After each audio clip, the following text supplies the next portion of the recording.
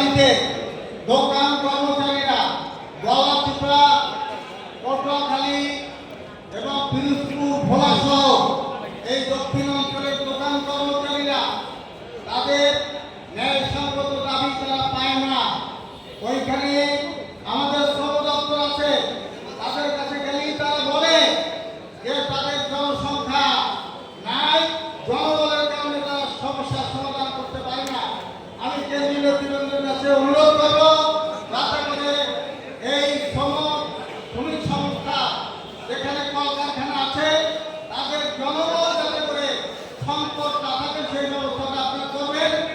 আর একটা কথা বলি, বন্ধুগণ, লড়াই সংগ্রাম হবে, আমরা জীবন দেওয়ার জন্য প্রস্তুত রয়েছি, শ্রমিক কর্মচারীরা প্রস্তুত রয়েছে।